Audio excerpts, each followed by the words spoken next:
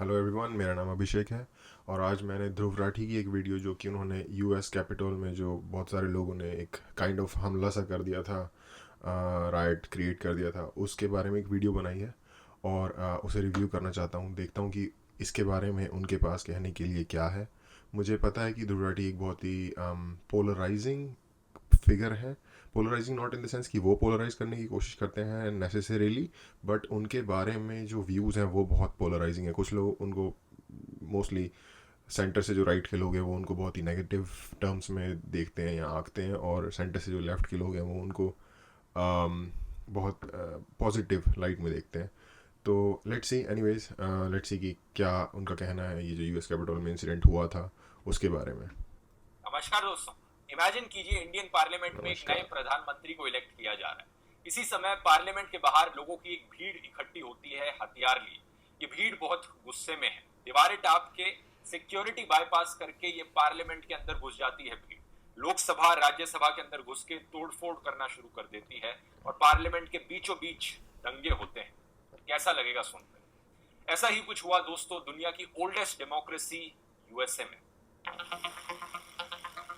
ये बात है 6 जनवरी की, जब एक सेरेमोनियल सेशन चलने लग रहा था कांग्रेस में। वैसे यूएस के पार्लियामेंट को कांग्रेस करके बुलाया जाता है, अगर आप नहीं जानते, जहां पर इलेक्टर्स हम्म। वोट कर रहे थे अपने नए प्रेसिडेंट के लिए। बहुत से लोग घायल होते हैं, कई लोग मारे भी जाते हैं, और इस इंसिडेंट के बाद डोनाल्ड ट्रंप के ट्विटर, फेसबुक और इंस्टाग्राम अकाउंट को बैन कर दिया जाता है। ऐसा क्यों हुआ? क्यों डोनाल्ड ट्रंप को यहाँ पर ब्लेम किया जाता है, और क्यों इस एक इंसिडेंट ने पूरी दुनिया की डेमोक्रेसीज को हिलाकर रख दिया है? आइए जानते हैं आज के इस वीडियो में। मैंने अपने इस वीडियो में आई थिंक इस चीज़ ने बहुत ज़्यादा मेरी नज़रों में क्यों हिला दिया, क्योंकि यूएस अगर किसी एक चीज़ के लिए सबसे ज़्यादा फेमस है और उसकी वैल्यू, यूएस की इनहेरेंट वैल्यू उस एक चीज़ से अगर आती है, बाकी सारे जो नेचुरल रिसोर्सेज हैं उसके अलावा, कि रूल ऑफ लॉ जो यूएस में है वो मतलब किसी भी चीज़ से इनहिबिट नहीं होता। Rule of law permanently in effect रहता है, और इस वजह से मुझे लगता है कि हज़ारों नेगेटिव या पॉजिटिव चीज़ों के होने के बावजूद भी यूएस जो है कंटिन्यूसली लोग जहाँ पे जाके रहना चाहते हैं और काम करना चाहते हैं उस उन लिस्ट में टॉप पे आता है। बट एनीवेज वो एक डिफरेंट टॉपिक है। एक्सप्लेन किया था यूएसए में प्रेसिडेंट को कैसे इलेक्ट किया जाता है और ये इलेक्टर्स का क्या सिस्टम है। अगर आप डिटेल में समझना चाहते हैं तो आप आई बटन पे क्लिक कर सकते हैं, या फिर डिस्क्रिप्शन में मैंने लिंक भी डाल दिया। बेसिकली अमेरिकन डायरेक्टली अपने प्रेसिडेंट को वोट नहीं देते हैं। टेक्निकली वो 538 इलेक्टर्स को चुनते हैं, और वो इलेक्टर्स जाकर एक प्रेसिडेंट को चुनते हैं। तो इलेक्टर्स एक मिडल मैन की तरह समझ लो। लेकिन ये इलेक्टर्स की पोस्ट सेरेमोनियल होती है, रियलिटी में ये उसी प्रेसिडेंट के लिए वोट करते हैं जिसको जनता ने चुना है यहाँ पर। तो टाइमलाइन बेसिकली कुछ ऐसे दिखती है। 3 नवंबर को इनकी इलेक्शन होती है, जब जनता जाकर वोट करती है अपने नए प्रेसिडेंट के लिए। एक दिन में ही रिजल्ट पता लग जाता है जनरली कि कौन जीता है, कौन नया प्रेसिडेंट बनने वाला है। लेकिन इस बार की यूएस इलेक्शंस में दिसंबर तक का समय लग गया था कि हर स्टेट में बैलेट काउंटिंग खत्म हो गई हो, और कई डिस्प्यूट्स आए थे कि यहाँ पर बैलेट काउंटिंग सही से नहीं हुई, तो कोर्ट में गए वो केसेस, और कोर्ट ने फिर ये सॉल्व किए। तो दिसंबर तक का समय लग गया इन नंबर्स फाइनल होने में कि कौन कितने नंबर से जीता है। जो बाइडेन जीते थे, जैसा कि आप जानते ही हैं। दिसंबर 14 को इन इलेक्टर्स ने हर स्टेट के विनर्स के लिए अपने वोट कास्ट किए, और सिस्टम कुछ ऐसे है कि 6 जनवरी को इन वोट्स की काउंटिंग होनी थी कांग्रेस के एक सेरेमोनियल सेशन में, और इसके बाद जनवरी 20 को नए प्रेसिडेंट की स्वेरिंग इन सेरेमनी होगी, यानी जो बाइडेन ऑफिशियली प्रेसिडेंट बन जाएंगे जनवरी 20 से। तो जनवरी 6 एक बहुत इंपॉर्टेंट डेट थी प्रेसिडेंट की स्वेरिंग इन सेरेमनी से पहले, और इसी दिन ट्रंप सपोर्टर्स पार्लियामेंट के अंदर घुसकर दंगे करते हैं। रीजन इसके पीछे ये है कि 4-5 नवंबर से, जब से इलेक्शन के रिजल्ट्स फाइनल हुए हैं, डोनाल्ड ट्रंप बार बार हर दूसरे तीसरे दिन अपने ट्विटर हैंडल पर, अपने सोशल मीडिया हैंडल्स पर बार बार ये लिखे जा रहे हैं कि कैसे ये इलेक्शन के रिजल्ट्स फ्रॉड हैं। रियलिटी में ये खुद जीते हैं। जो बाइडेन की जीत एक नकली जीत है, मीडिया उनको जीता हुआ दिखा रहा है, लेकिन रियलिटी में ये नहीं हुआ है। ये कंस्पिरेसी थ्योरी बार बार डोनाल्ड ट्रंप ने अपने हैंडल्स के थ्रू प्रोपोगेट करी है, जबकि रियलिटी में ये एक सीधा सीधा झूठ है। अभी तक कोई भी ऐसा प्रूफ नहीं मिला है कि ये इलेक्शन रिजल्ट्स फ्रॉड हैं, कि इलेक्शन में कोई भी फ्रॉड हुआ हो। ट्रंप को और ट्रंप के सपोर्टर्स को छोड़कर बाकी सब लोगों को ये चीज बड़ी क्लियर है कि जो बाइडेन ही यहाँ पर नए प्रेसिडेंट बने हैं। मेजोरिटी उन्हीं के पास वोट्स गए हैं। वो कहते हैं ना दोस्तों, एक झूठ को अगर आप 100 बार दोहराओगे तो वो बात सच लगने लग जाएगी। ऐसा ही कुछ डोनाल्ड ट्रंप के साथ हुआ। ये एक झूठ को बार बार बोलते गए कि इनके सपोर्टर्स भी इस बात पर यकीन कर लिए। कुछ दिन पहले ट्रंप ने अपने सपोर्टर से कहा कि तुम्हें लड़ना पड़ेगा इन फेक रिजल्ट्स को रिजेक्ट करने के लिए। ट्रंप ने अपने सपोर्टर्स यार ये बात ना मुझे भी काफ़ी अजीब लगी। मैं हालांकि डोनाल्ड ट्रंप के बहुत सारे नियमों को अप्रूव भी करता हूँ, और उनके बहुत सारे नियम नहीं कहना चाहिए, जो बहुत सारी चीज़ें उन्होंने इंट्रोड्यूस की उसको अप्रूव भी करता हूँ, और जो बहुत सारी चीज़ें उन्होंने इंट्रोड्यूस की उसको उसके मैं अगेंस्ट भी हूँ। जैसा कि जनरली किसी भी नेता या कोई भी जो आपके प्रेसिडेंट या प्राइम मिनिस्टर किसी भी कंट्री में हो सकता है, उसके बारे में होना चाहिए। किसी भी कंट्री में कोई भी प्राइम मिनिस्टर, कोई भी लीडर या प्रेसिडेंट 100% सही नहीं हो सकता, और 100% गलत भी नहीं हो सकता। सेम चीज़ मैं उसी नज़र से डोनाल्ड ट्रंप को भी जज करता हूँ, और इनकी बहुत सारी चीज़ें अप्रिशिएट करने भी लायक है।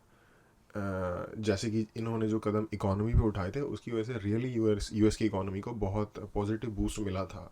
जस्ट बिफोर कोरोना वायरस अपने बेस्ट शेप में थी यूएस की इकोनॉमी। तो इतना मैं इतनी नेगेटिव लाइट में नहीं देखता इस शख्स को जितना जनरली लोग देखते हैं। जनरली लोग, ऐसे लोग भी हैं जो इस बंदे की डेथ के लिए कामना करते हैं या प्रे करते हैं या चाहते हैं। तो मुझे पर्सनली तो बहुत ज़्यादा नेगेटिव लगती है ये चीज़ कि अगर आपको किसी बंदे से इतनी ज़्यादा चिढ़ हो। मुझे नहीं है चिढ़, मुझे बंदा सही लगता है, लेकिन ये चीज़ मुझे बहुत ज़्यादा अजीब लगी थी, और लाइक आपकी जो एथिक्स है अनएथिकल लगी थी कि जब आप हार गए हो उसके बाद भी या तो आपका दिमाग इतना ज़्यादा लाइक ब्रेन वॉश्ड है कि सिस्टम गलत है, सिस्टम रिग्ड है, ये है वो है। उस हालत में आपको वैसे भी प्रेसिडेंट नहीं रहना चाहिए। और या तो आपको ऐसा लगता है, या तो आपके अंदर वो एथिकल पावर नहीं है, एथिकली आप इतने स्ट्रांग नहीं हो कि अगर आप हार गए हो तो आप कंसीड कर दो विक्ट्री जो ओपोनेंट है जो जीता है आपसे उसको। तो ये चीज़ सीरियसली बहुत ही बेवकूफ़ाना थी एक्चुअली। स्मार्ट भी नहीं थी। और कि I mean I don't know what he was expecting कि उससे क्या हो जाएगा। तो या मुझे बहुत बेवकूफ़ाना और बहुत ही अजीब सी हरकत लगी वो। से कहा कि तुम कैपिटल की तरफ मार्च करना शुरू करो, यानी लोगों को उकसाया कि आओ जिस दिन ये काउंटिंग का प्रोसेस होगा तुम पार्लियामेंट के बाहर आकर, कांग्रेस के बाहर आकर मार्च करना, प्रोटेस्ट करना। You can never take back your country with weakness, you have to be strong, you have to show your strength. ऐसी भाषा का इस्तेमाल किया ट्रंप ने अपने सपोर्टर्स के लिए। तो इसी रीजन की वजह से दोस्तों ज्यादातर जनता, ज्यादातर एक्सपर्ट्स मानते हैं कि ट्रंप ने बेसिकली उकसाया अपने सपोर्टर्स को, जिससे कि वो वायलेंट हो गए। बार बार इस चीज पर स्ट्रेस किया कि तुम्हें अपना गुस्सा दिखाना पड़ेगा, यहाँ पर अपनी ताकत दिखानी पड़ेगी अगर लड़ना है, इन फेक रिजल्ट्स को रिजेक्ट करना है तो। और इसी रीजन से ये जो भीड़ इनकी कैपिटल की बिल्डिंग के बाहर इकट्ठी हो गई थी, इन्होंने दीवारें टापी, सिक्योरिटी ब्रीच करी, पार्लियामेंट के अंदर घुस गए, हथियार लेकर तोड़फोड़ करनी शुरू कर दी। कई वीडियोस में यह भी देखने को मिला कि पुलिस और सिक्योरिटी इस मॉब को रोकने की जगह वहां खड़े होकर तमाशा देख रही है और ये डिस्ट्रक्शन होते देने रह रही है। इसीलिए कई लोग दो चीज़ें हैं यहाँ पे। पहली चीज़ तो ये इतना ज़्यादा स्ट्रेट फॉरवर्ड नहीं है कि उसने ही उकसाया था कि तुम आके ये कर दो। उसने कहा था आपको प्रोटेस्ट करना होगा, शो दी पावर। प्रोटेस्ट एक नेगेटिव चीज़ नहीं है, स्पेशली डेमोक्रेसी में। अभी भी इंडिया में इतने सारे फार्मर प्रोटेस्ट हो रहे हैं, उसमें भी वायलेंट इंसिडेंट्स हुए हैं। तो अगर इसी तरीके से प्रोवोकेशन का इल्ज़ाम लगाया जा सकता है किसी को कॉल फॉर दी प्रोटेस्ट के लिए, तो ये जो किसानों को कॉल के लिए, प्रोटेस्ट के लिए राहुल गांधी कह रहे हैं, तो उनके ऊपर भी लगाया जा सकता है सेम यही रूल। कॉल फॉर प्रोटेस्ट एक नॉर्मल चीज़ है डेमोक्रेसी में। हाँ, जो उसका रीज़न था ट्रम्प का उसके पीछे कि नहीं मैं नहीं हारा हूँ, वो एक बहुत ही ऑफकोर्स बेवकूफ़ी वाली क्या बात लग रही थी, कोई उसकी सेंस नहीं बनती। और बट उसके जो सपोर्टर हैं, जो उसके अंधे सपोर्ट करते हैं उसको, उनको तो वो चीज़ नॉर्मल ही लगेगी कि हाँ ये तो नहीं हारा होगा। बहुत सारे लोग डाउट करते हैं सिस्टम को अमेरिका में, उनका नहीं है विश्वास सिस्टम के ऊपर। उनको लगता है कि एक क्या कहते हैं उसे, एक एस्टैब्लिशमेंट है जो कि अंडर करंट में रहती है और सारी चीज़ें ऑपरेट करती है। जो हमें ऊपर से दिखता है उतना सिंपल और स्ट्रेट फॉरवर्ड नहीं है चीज़ें। ठीक है। इस पुलिस को दिल्ली पुलिस से भी कंपेयर किया। याद है जेएनयू के समय क्या हुआ था, जो हमलावर जेएनयू में जाकर घुस गए थे और तोड़फोड़ कर रहे थे, दंगे करने लग रहे थे, पुलिस वहां खड़े होकर तमाशा देख रही थी। ऐसा ही कुछ देखने को मिला यूएस कांग्रेस के बाहर भी। इसके बाद दूसरी चीज़ ये कि जो एक ये मैंने और जगह भी पढ़ा है कि पुलिस इन लोगों को काइंड ऑफ फैसिलिटेट कर रही थी ये जो राइट है इसको क्रिएट करने में।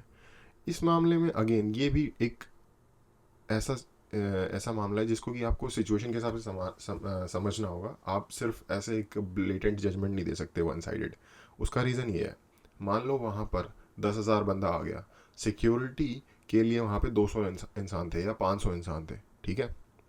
अगर वो उनको रोकते तो क्लैश होता। मैं ये कोई सही एग्जैक्ट फिगर्स नहीं बता रहा, लेकिन शायद 10,000 क्या, मुझे लगता है 20-25 हज़ार से भी ज़्यादा ही लोग आए थे। मुद्दा ये है कि अगर इतनी ज़्यादा भीड़ आ गई है, सिक्योरिटी उनके आगे उनको उसके लिए प्रॉपर नहीं है वहाँ पे, तो क्या होगा? सिक्योरिटी उनको रोकेगी, क्लैशेस होंगे, गोलियां चलेंगी, लोग मरेंगे। और वो जो लोग आए थे वो भी, क्योंकि यूएस में गन की पॉलिसीज ऐसी हैं कि एक एवरेज इंसान गन अपने साथ कैरी कर सकता है। वॉशिंगटन डीसी के अंदर ओपन कैरी अलाउड है या नहीं है ये मुझे एग्जैक्टली पता नहीं है, बट हम देख सकते हैं पिक्चर्स में कि लोगों के पास डिफरेंट तरीके के हथियार थे। तो उससे क्या होता, दोनों साइड पे लोग मरते। और इस सिचुएशन को टैक्टिकली सिचुएशन को हैंडल करने के लिए वो लोग आउट एंड ओपन किसी को पीटना नहीं चाह रहे थे, वो जस्ट क्रॉस करना चाह रहे थे। उस सिचुएशन को देखते हुए अगर पुलिस ने उनको जाने भी दिया तो मुझे नहीं लगता कि ये एक बहुत नेगेटिव चीज़ है। इससे ज़्यादा नेगेटिव तब हो जाता अगर पुलिस उनको रोकती, एक दूसरे के साथ लड़ाइयाँ होती, हाथापाई होती। अगर उनके पास हथियार थे, डिफरेंट तरीके के हथियार चलते, बहुत सारे लोग इस तरफ मरते, कुछ पुलिस वाले मरते, ठीक है, 4 लोग फिर भी मर गए। और यही 4 लोग अगर मान लो 4 की जगह 40 लोग मर जाते, तो आई थिंक ज़्यादा बुरा ये होता कि वो 40 लोग मर जाते 4 की जगह। और ये इसमें एटलीस्ट लोगों की तो जान बच गई, क्योंकि उन लोगों की भी कोई फैमिली होती। तो इसलिए मैं पुलिस को पूरी तरीके से, या फिर जो भी उनकी लॉ इन्फोर्समेंट है उसको मैं पूरी तरीके से नेगेटिव लाइट में नहीं देखूंगा यहाँ पे। और दूसरी चीज़ ये कि जो भी वहाँ की सिक्योरिटी के लिए एजेंसीज या जो भी रिस्पॉन्सिबल थी, कि उनको पता तो चला हुआ ना इतने सारे बंदे इकट्ठे हुए, तो उन्होंने प्रिएम्प्टिवली या फिर बहुत ही जल्दी के साथ वहाँ पे सिक्योरिटी क्यों नहीं प्रोवाइड करवाई कि इतना सब कुछ हो गया। ये एक इन्वेस्टिगेशन का टॉपिक हो सकता है, या फिर इस चीज़ के बारे में कंप्लेन की जा सकती है। Anyways, moving forward. सेनेट को लॉकडाउन के अंदर डाल दिया गया, जो कि इनके लोकसभा और राज्यसभा का इक्विवेलेंट है, और जो भी पॉलिटिशियंस वहां पर मौजूद थे उन्हें सुरक्षा तक ले जाया गया। इंटरेस्टिंग चीज ये नोट करने वाली है कि ये जो मॉब था ये यूएस के झंडे लहरा रहा था, अमेरिका के झंडे लेकर खड़ा था। ये अपने आप को बहुत ही नेशनलिस्ट और पेट्रियट समझते हैं। जो पुलिस ऑफिसर्स इनकी बात नहीं सुन रहे थे उन्हें ये ट्रेटर कहकर पुकार रहे थे, एंटी नेशनल कह रहे थे। जब तक सिचुएशन कंट्रोल में आई, 4 से ज्यादा लोगों की जानें जा चुकी थी और 50 से ज्यादा लोग अरेस्ट किए जा चुके थे इस वायलेंस की वजह। यार यहाँ पे थोड़ा सा अंडर हैंड खेला लड़के ने। मैंने ट्रेटर का वर्ड देखा था, एंटी नेशनल का मैंने वर्ड नहीं देखा। काइंड ऑफ इंडिया की सिचुएशन से रिलेट करने की कोशिश हो रही है। इस पूरे इंसिडेंट के दौरान डोनाल्ड ट्रंप ट्विटर पर अपने सपोर्टर्स की तारीफ करने में लगे थे। वो बता रहे थे कि कैसे वो प्यार करते हैं अपने सपोर्टर्स से, और उनसे रिक्वेस्ट कर रहे हैं कि वो पीसफुली वापस चले जाएं। इस भड़काऊ मॉब को ओपनली सपोर्ट करने की वजह से ही डोनाल्ड ट्रंप के ट्विटर अकाउंट को, फेसबुक अकाउंट को और इंस्टाग्राम अकाउंट को बैन कर दिया गया। मार्क जकरबर्ग ने एक डिटेल्ड पोस्ट भी लिखी इस बात पर कि कैसे वो नहीं चाहते कि डोनाल्ड ट्रंप अब कुछ भी लिखेंगे जिससे कि वायलेंस और ज्यादा बढ़े देश में। इसी रीजन से उन्होंने इस अकाउंट को बैन कर दिया। यहाँ पर एक बहुत बड़ी हिपोक्रेसी भी दिखती है फेसबुक की, क्योंकि जब इंडियन दंगेबाजों के अकाउंट बैन करने की बात आती है तो फेसबुक पीछे हट जाता है इस डर से कि उनके एम्प्लॉइज पर कोई हमला ना हो। ये एक्चुअली में रिपोर्ट में आया है दोस्तों कि फेसबुक जानता है कि इंडिया में कौन लोग दंगे भड़काने का काम करते हैं, हेट्रेड फैलाते हैं धर्म के नाम पर, लेकिन फेसबुक उनके अकाउंट को बैन नहीं करता क्योंकि उन्हें फेसबुक और ये जितनी भी सोशल मीडिया की साइट्स हैं, इनकी हिपोक्रेसी सिर्फ एक साइड से नहीं है, इनकी हिपोक्रेसी दोनों ही साइड से है। आपको ट्विटर पे बहुत सारे लोग लेफ्ट की तरफ से भी कॉल टू वायलेंस और डेथ टू द प्रेसिडेंट और डोनाल्ड ट्रंप या इन सब चीज़ों के बारे में इस तरीके के ट्वीट्स करते हुए आपको मिल जाएंगे, लेकिन उनको भी ट्विटर भी बंद नहीं करता है। आप डिफरेंट तरीके, क्योंकि मैं कोशिश करता हूँ जो सेंटर के लेफ्ट और राइट है दोनों का आर्ग्यूमेंट सुनूं, क्योंकि दोनों के पास ही कहने के लिए कुछ पॉजिटिव है। बट प्रॉब्लम यह है कि अगर आप बहुत ही सिलेक्टिव तरीके से किसी की साइड ले रहे हो, बहुत ही सिलेक्टिव तरीके से किसी को डिफेंड कर रहे हो, तो ओवरऑल जनरल कॉन्वर्सेशन में वो चीज़ पॉजिटिवली कंट्रीब्यूट नहीं करती। अमेरिका का एग्जांपल ले लो, ये भी तो लोग ही थे ना, सिटीजन थे, ठीक है, एक पर्टिकुलर साइड के तरफ बहुत ज़्यादा बायस थे, अंडरस्टैंडेबल है, लेकिन थे तो उसी कंट्री के सिटीजन, उनका भी कुछ तो हक बनता होगा उस कंट्री के ऊपर। लेकिन उनको पूरी तरीके से एक नेगेटिव लाइट में शो किया जाता है, जो लेफ्ट के न्यूज़ पोर्टल्स हैं उनके ऊपर। उनसे पूछ लो ज़रा बैठा के कि भाई तुम्हारी प्रॉब्लम क्या है, तुम इतना गुस्सा क्यों हो। उनकी भी कुछ प्रॉब्लम्स होगी ना, जिन्होंने उनको इतना परपेचुएट कर दिया ये करने के लिए। ऐसा तो नहीं है कि कोई बंदा बहुत सुखी है लेकिन बस वो इन चीज़ों से दुखी होकर बस वो डिस्ट्रॉय ही करना चाहता है, यही उसकी लाइफ का एक मकसद है। तो हमें आइल के दोनों साइड के लोगों की बातें और उनकी कंप्लेंट्स सुननी चाहिए एटलीस्ट, क्योंकि मुझे नहीं लगता कि कोई भी 100% ट्रू है, और जिसको भी ये लगता है उसको अपने आप को चेक करवाने की ज़रूरत है। और भाई अभी फेसबुक को बुरा वाला कह रहे हो यार, ऊपर कोने में तुम्हारा फेसबुक पेज का ऐड आ रहा है, तो हिपोक्रेसी तो भाई हर जगह है। डर है कि उनके एम्प्लॉइज पर हमला होना ना शुरू हो जाए। इस रिपोर्ट का लिंक मैं डिस्क्रिप्शन में डाल दूंगा अगर आप डिटेल में पढ़ना चाहते हैं तो। बहुत से लोगों ने सोशल मीडिया पर यूएस की पुलिस की हिपोक्रेसी भी एक्सपोज करी कि कैसे जब डोनाल्ड ट्रंप के अगेंस्ट कोई प्रोटेस्ट होता है तो पुलिस कैसे तैयार खड़ी रहती है, लेकिन जब डोनाल्ड ट्रंप के फेवर में यहाँ पर कोई प्रोटेस्ट हो रहा है और जो वायलेंट जा रहा है, दिख रहा है कि यहाँ पर मॉब यहाँ पर दंगे करने लग रहा है, तो पुलिस कितना टाइम लगाती है। अगेन सेम बात है, वीडियो देखो कितने पुलिस वाले हैं और कितने लोग हैं। अगर यहाँ पे कोई हाई प्रोफाइल बंदे की जान को खतरा नहीं है डायरेक्टली, अगर डोनाल्ड ट्रंप जा रहा है कहीं पे और उसके वहाँ पे जो पिक्चर अभी इसने इंक्लूड की थी वीडियो में, उसमें अगर प्रेसिडेंट खड़ा है, वो तो वैसे भी यार प्रेसिडेंट को सेव करना सिक्योरिटी फोर्सेस की ड्यूटी है। नहीं करेंगे तो इतनी बड़ी न्यूज़, इससे बहुत बड़ी न्यूज़ बन जाती है अगर फॉर एग्जांपल प्रेसिडेंट को कोई ऐसे मार दे जैसे कि जॉन एफ कैनेडी के साथ हो गया था। और यहाँ पे ज़रा देख लो नंबर ऑफ पुलिसमैन और नंबर ऑफ प्रोटेस्टर, पक्का डेथ्स होंगी अगर क्लैश होगा। तो मेरे हिसाब से लोगों की जान बचाने के लिए अगर ये टैक्टिक यूज़ करी गई है तो मेरे ख्याल से वो एक इंटेलिजेंट चीज़ है। मुझे लगता है कि ठीक है, बिल्डिंग में घुस गए, थोड़ी बहुत तोड़फोड़ कर दी, वो रिपेयर हो सकता है, बट अगर कुछ लोग मर जाते, आई मीन ज़्यादा लोगों की डेथ हो जाती, 4 की तो फिर भी हो गई, तो वो एक ऐसा नुकसान होता जो इर्रिपेयरेबल होता। एक्शन लेने में और कैसे इनडायरेक्टली उन्हें ये करते रहने देती है। इस इंसिडेंट ने दुनिया भर की डेमोक्रेसीज को हिलाकर रखा। हाँ, एक और चीज़ है, इसमें कोई ये कह सकता है कि यार फिर ऐसे तो पुलिस हर किसी प्रोटेस्टर को कहीं भी चले जाने देगी। इन प्रोटेस्टर ने जो किया गलत था, नो डाउट, मैं पूरी तरीके से अग्री हूँ इस बात से, लेकिन जितना तक मैंने देखा है ये लोग एक्टिवली वायलेंट नहीं थे। मुझे ये नहीं पता अगर किसी ने इनको कन्फ्रंट किया होगा फिर उन्होंने फाइट बैक किया होगा, वो बात लगे, बट ये लोग एक्टिवली वायलेंट नहीं थे, बेलिजरेंट नहीं थे। तो ये एक सोचने वाली बात है। सिचुएशंस के सारे एस्पेक्ट्स के बारे में सोचना होता है। अगर हम एक ही तरफ से अगेन बहुत ज़्यादा बायस तरीके से सोचेंगे तो इस तरीके के उस पर पहुँच सकते हैं, लेकिन अगर हम सारी साइड से सोचेंगे तो शायद थोड़ा बेटर नतीजा होगा और ओवरऑल कॉन्वर्सेशन को एक बेटर कंट्रीब्यूशन मिलेगा। रख दिया है। ऑलमोस्ट हर मेजर कंट्री के लीडर ने इसे कंडेम किया है और कहा है जो हुआ बहुत गलत हुआ। शायद इसलिए क्योंकि ये दुनिया भर की डेमोक्रेटिक कंट्रीज में रहने वाले लोगों को एक सवाल पूछने पर मजबूर करता है।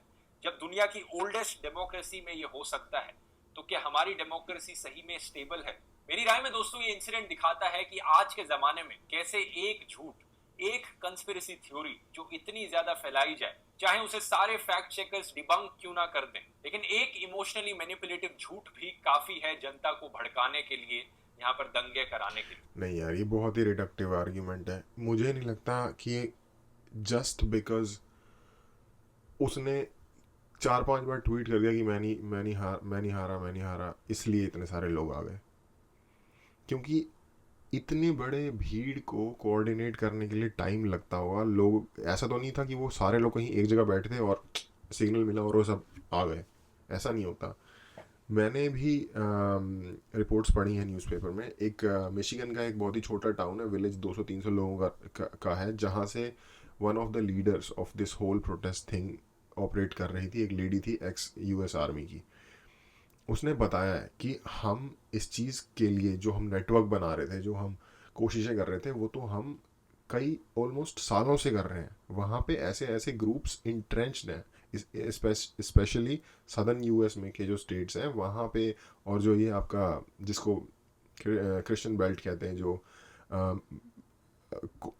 आपके जो ये बोथ साइड के जो सी हैं उनके जो बीच के स्टेट्स हैं, मिड वेस्ट के स्टेट्स हो गए, इधर बहुत सारे इस तरह के ग्रुप हैं जो जो पूरी तरीके से गवर्नमेंट के अगेंस्ट है। वो लोग ऑफ द ग्रिड रहना चाहते हैं, हथियार रखना चाहते हैं, बिल्कुल ही एक अलग तरीके की कॉन्स्पिरेसी थ्योरीज के अंदर रहते हैं। ये सब एक दिन में इस 4-5 जो डोनाल्ड ट्रंप ने मान लो 100 ट्वीट कर दिए होंगे इलेक्शन के बाद, उससे कन्विंस नहीं हुए। देखो, इसको ऐसे समझा जा सकता है, डोनाल्ड ट्रंप के ट्वीट और उसके द्वारा उनका एक्शन ये प्रॉब्लम नहीं है। प्रॉब्लम कुछ और है, उस प्रॉब्लम का रिएक्शन ये है। प्रॉब्लम इंट्रेंच्ड है कई सालों से, किसी ना किसी तरीके की प्रॉब्लम होगी, क्योंकि कोई पूछ ही नहीं रहा ना कि भाई आप लोगों को दिक्कत क्या है, ठीक है ना, आप क्यों कर रहे हो ऐसा। मान लो चलो वो हार भी गया, फिर भी आपने इस तरीके का एक्सट्रीम वो क्यों ले लिया, ठीक है। बहुत तरीके के इनजस्टिस शायद हो सकता है उन लोगों के साथ भी हुए हों, पता तो करो, या नहीं भी हुआ, किसको पता, पर पता करने की कोशिश तो करनी चाहिए ना, उनकी भी बात सुननी चाहिए। तो मेरा बस ये कहना है।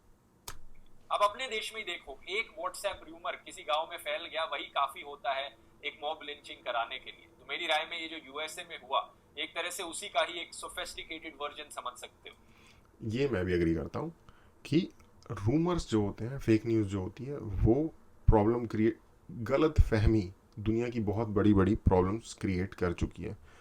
एग्जाम्पल के तौर पे अगेन, अगर मेरे को अच्छा लगता है एक बहुत ज़बरदस्त एग्जाम्पल इस चीज़ का, अगर आप इस्लामिक हिस्ट्री पढ़ोगे तो आपको पता चलेगा कि जब इस्लामिक जो प्रॉफिट थे उनकी जब डेथ हो गई, उसके बाद 4 कैलिफ्स थे, उसके बाद जो उस टाइम पे जो थर्ड कैलिफ थे उनकी डेथ कैसे हुई, और किस तरह के दंगे हुए उनके दौरान, और उनकी डेथ कैसे हुई, ये सारा एक रूमर फैलाने वाली एक ग्रुप की वजह से होता है, ऐसा उनकी हिस्ट्री में लिखा हुआ है। तो वो एक बहुत अच्छा इंसिडेंट है, अगर आपको इंटरेस्ट हो तो आप पढ़ सकते हो जाके। ये मैं टोटली अग्री करता हूँ कि रूमर से हो जाता है। बट अगेन एक और चीज़, ये कोई सोफेस्टिकेटेड नहीं है यार। यहाँ वो लोग भी अमेरिका में इतने ही गंवार हैं जितने हमारे यहाँ के गंवार लोग गंवार हैं। सिर्फ इसलिए कि वो इंग्लिश बोलते हैं, इसका मतलब ये नहीं है कि वो ज़्यादा सोफेस्टिकेटेड है।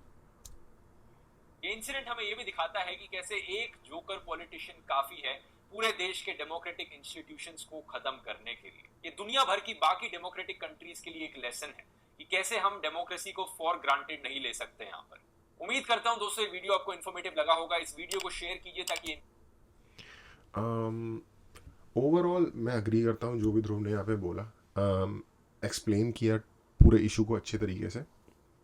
But problem end of the day वही है कि, और जनरली जस्ट ये इंडिया में नहीं है, ये अमेरिका में भी और बाकी सारी कंट्रीज़ में भी यही प्रॉब्लम है कि जो लेफ़्ट में है वो लेफ़्ट के ही नज़रिए से देख रहे हैं, जो राइट में है वो राइट के ही नज़रिए से देख रहे हैं। एक दूसरे के पर्सपेक्टिव को अंडरस्टैंड करने की कोशिश नहीं कर रहे। सामने वाला भी कहीं से आ रहा होगा, इसकी समझने की अगर आप कोशिश करोगे, चाहे आप लेफ़्ट में हो, बट सामने वाले के भी तो कुछ तो पॉइंट होंगे यार, ठीक है। उस तरीके से नहीं देख रहे, प्योरली लेफ्ट के पर्सपेक्टिव से, या उनके प्रोपेगेंडा नहीं कहना चाहिए, उनके लेट्स से उनका जो नैरेटिव है उसको पुश किया है। तो ये मैं इस वीडियो को देख के कह सकता हूँ। और दूसरी चीज़ ये कि हाँ, उसको इंडिया में कैसे, उसके मतलब उसके एग्जैक्ट पैरेलल्स इंडिया में कैसे ड्रॉ किए जाए उसकी कोशिश की है, सेम लेफ्ट के पर्सपेक्टिव से। मैं इसको बहुत ज़्यादा, ये भी वीडियो अप्रिशिएट करने के लायक है इसलिए क्योंकि अगर सिर्फ आप इसको फैक्ट्स के उससे देखो, अगर आप इसके ओपिनियंस ना लो, जो फैक्ट्स थे, जस्ट अगर आपको समझना है कि टाइमलाइन में क्या कुछ कैसे हुआ, तो ये वीडियो बहुत अच्छी है। अगर आप ओपिनियन फिल्टर कर सको तो अपने खुद के एंड पे, उस हिसाब से वीडियो बहुत अच्छी है। अगर नहीं तो ये थोड़ा सा लेफ्ट का नैरेटिव पुश करती है, इसमें कोई डाउट नहीं है। बट फिर भी इंफॉर्मेशन और अवेयरनेस फैला रहे हैं, उसके लिए जो कंट्रीब्यूशन दे रहे हैं वो अप्रिशिएबल है।